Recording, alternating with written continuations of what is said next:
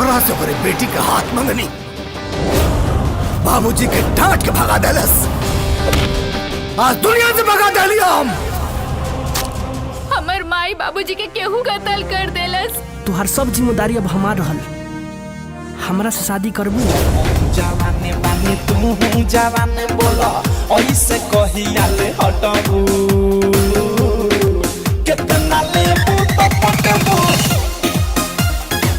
कितना लेबू तो पटबू।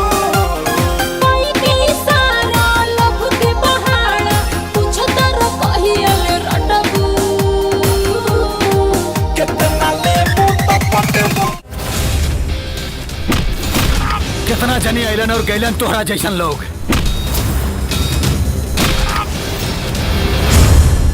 हमके तरह से प्यार हो गया था। प्यार? बधाई हो, हमनी के बेटा के प्यार हो गइल बा।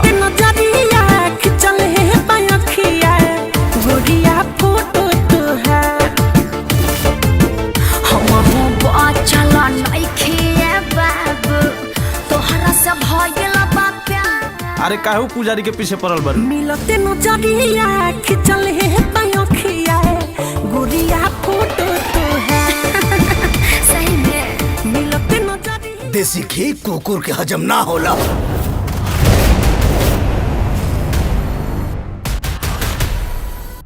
अरे ललन का कइला है तू? अरे सर हम तो खाली चुम्मा लेनी हाँ पलंग पर।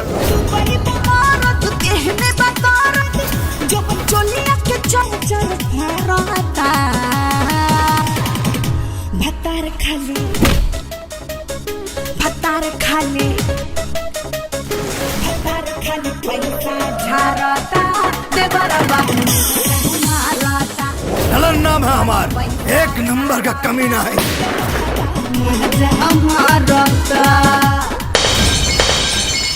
कमीना खानदान के आखिरी चिराग। जितना भकभकाए के बा भकभकाला। एक दिन ऐसन जगह फूकब ना कि फुका जाइबा।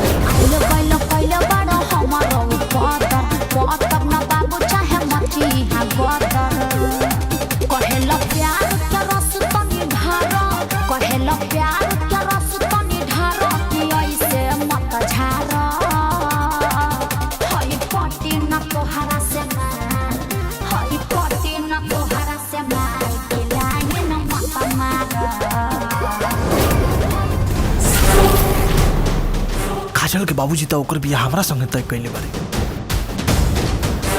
लेकिन ये कैसे हो सकता? काजल के बाबूजी तो हमरा संगे बियाह तय कइले बड़े।